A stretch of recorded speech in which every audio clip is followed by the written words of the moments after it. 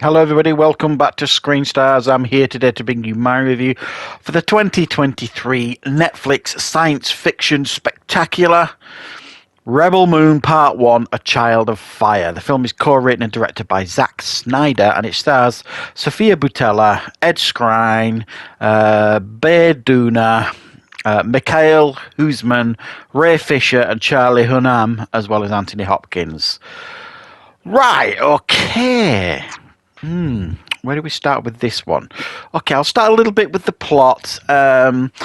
We meet Sophia Boutella's character, Cora, who is working on a faraway planet. She's working as a simple farmer. She's part of the community. She crash landed there a couple of years previously, and the community have welcomed her in.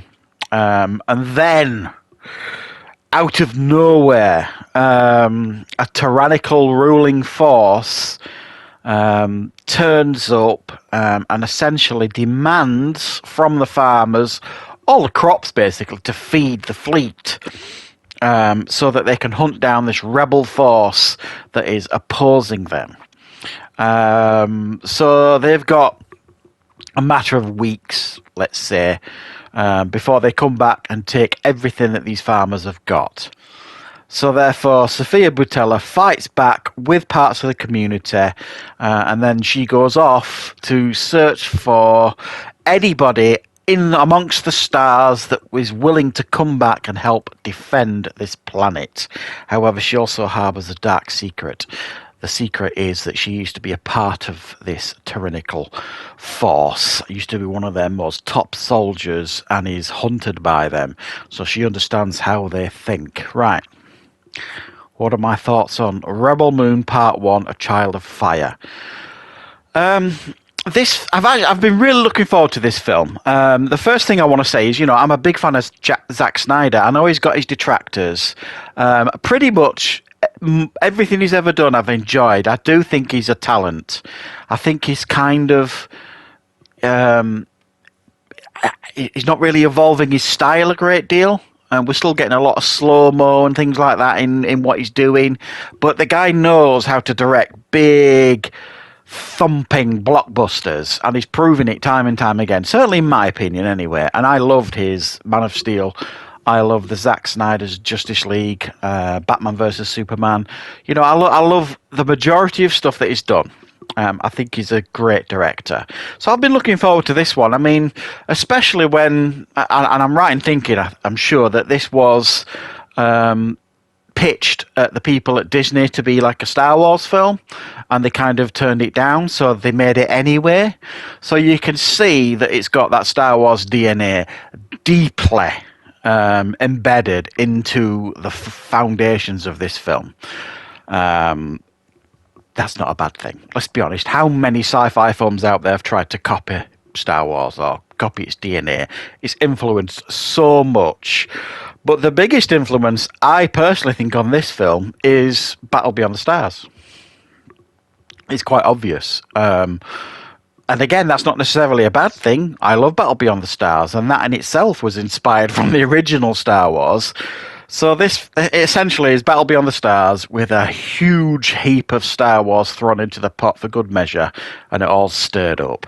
And what we get here is essentially a fine film, if a little bit throwaway. The problems with this film is it tries to be a little bit too stylistic at times, and at the end of the day, it's just a sci-fi adventure romp. Takes itself a little bit too seriously at times. Even Star Wars, at times knew when to stick its tongue in its cheek and have a little bit of fun and humour with itself. And there's a little bit of a lack of sense of humour here in the film. Really terrible character development. We are introduced to a lot of characters in this film. And when you consider that this is only part one, so they could have taken the time a little bit better. A lot of these people that we're introduced to are not fleshed out at all. There's one character in particular that we're introduced to. Is like one of the top people in the rebellion. And then within 10, 15 minutes of meeting him, he's dead. A or there's like, so you're like, well, it doesn't have any impact on you at all because you don't know him. And one of the things I always remember from certainly the Battle Beyond the Stars film is when the characters start dying at the end of that film. Spoilers. You really felt a lot of them because you'd start to make a connection to them. Do you know what I mean? And this film does a really poor job of getting you to connect with hardly any of the characters. There is a betrayal that you can kind of see coming a mile away in the film. So I think the way the film is written and the way the characters are written isn't great, isn't the best. But if you can kind of put that to one side, I mean, it's not atrociously bad in that sense, but I wanted more character development. So if you can put all that to one side, there is a decent film underneath all this. You know, the action scenes when you get them are good and well done. Most of the effects are of a strong standard. There are a couple of dodgy scenes here and there with CGI. There's a decent villain here with Ed Skrine's character, but again, I feel as though they dropped the ball with him. I would have liked to have seen his character developed a little bit more. He's very, you know, sinister and over-the-top pantomime villain, if you like, for the most part, but I think they could have developed him a little bit better. But I know this one's getting it's kind of split a lot of people down the middle. A lot of people are really enjoying this film, and a lot of people are kind of giving it a good old kick in the nads. I actually had a good time with this film, and I honestly think I really enjoy watching Sofia Boutella in movies like this. I mean, she is a credible action lead. You believe it. I mean, ever since I saw her I think the first time I saw her was in Kingsman. I mean, she just knocked it out of the park. You know what I mean? In that film, she's credible in what she does. And every time I've seen her since in an action film, in Star Trek or whatever, she's always been one of the best things on screen. So I think she does a really good job of kind of holding this film together. And I believe the action scenes. It's just they don't distance themselves enough from Star Wars. I mean, there's even a cantina scene in this, you know, very similar to Star Wars, where there's a big battle and stuff. I know there's not a big battle in the original Star Wars, but someone gets their arm chopped off with a lightsaber and Han Solo kills someone. So there is a little bit of a scuffle. This one kind of levels it up a bit, but it's still there. And the Battle Beyond the Stars comparisons. I mean, it's hard to not watch this if you're a fan or you know Battle Beyond the Stars and think, well, you've just nicked that story.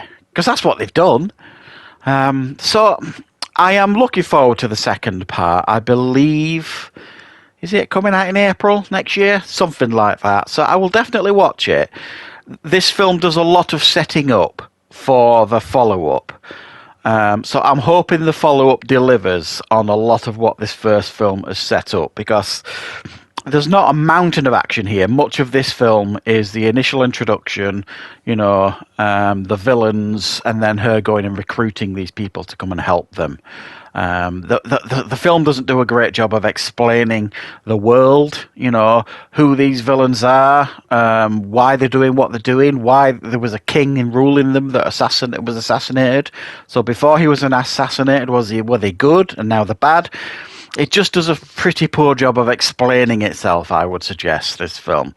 And there was, like I say, they've plenty of time to do that. They've, I think, is it just 2 films? Either way, they had enough time, I think, to set up the world and introduce us slowly to characters, and still give us impressive visuals and some good action scenes. So I don't think this is a disaster by any stretch of the imagination, and anybody calling this film a disaster is just jumping on a bandwagon. It definitely isn't a disaster. It's a very entertaining film if you're looking for something really of a grand scale, if you like, and you're looking for something a bit different on Netflix to watch. It's a no-brainer. You've got to watch it.